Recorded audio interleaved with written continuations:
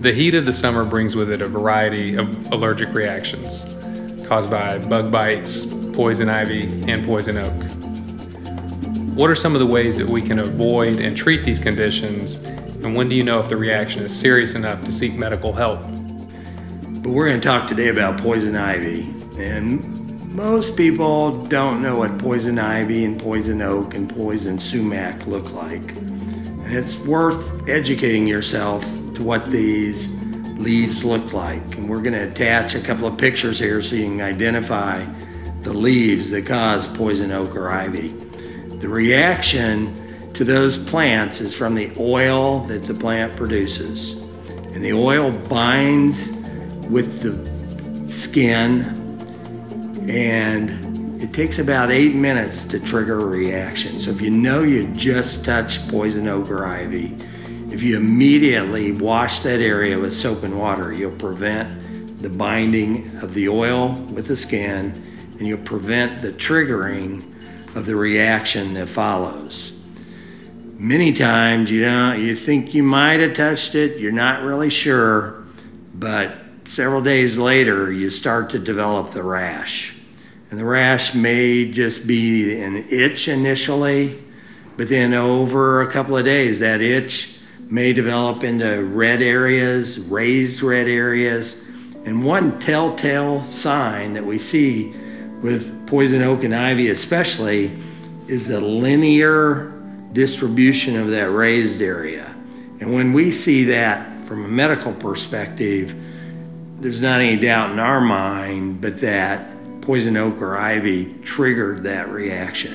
And that usually occurs because you got the oil from that poison oak or ivy in your fingernails, on the tips of your fingers, and your hands often are tougher and don't react, but in the process of the day, you're touching other areas of skin and you're taking that oil and moving it around on your body. So if you get to that stage and you're getting multiple red raised areas, especially in lines, you're at a point where you may need medical treatment. If you catch it before you get to that point, you may try topical over-the-counter steroid cream, which is a 1% hydrocortisone cream. And there are many products for symptomatic relief. There are clear versions of calamine and a combination calamine and Benadryl. Benadryl is an antihistamine that counteracts the histamine release, which triggers the itching. But by applying that Caladryl lotion or cream, that will give you some relief. Sometimes you take Benadryl by mouth. Sometimes different topicals applied may give you brief relief. But if you're at that point, you're usually trying everything. And if it's getting beyond your capacity to tolerate it, or it's getting worse day by day, you may need medical treatment, and we'll often add a more potent steroid to shut down that immune reaction and that allergic response. But if you know you just touched poison ivy, you've got about 8 minutes to get soap and water and wash that oil off your skin. One common misnomer that I hear from patients when I'm seeing them 3 or 4 days after the triggering event is they think that the poison oak or ivy somehow got into their blood system. It's being distributed through their blood to other parts of their body, and we don't believe that's true.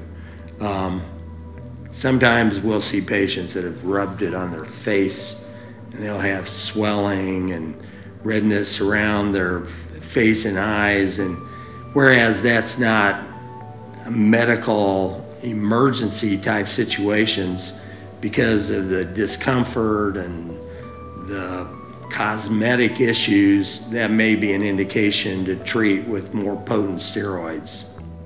Feel free to come into one of our locations at your convenience. We're in Camp Creek or Noonan. We're open 7 days a week, 365 days a year.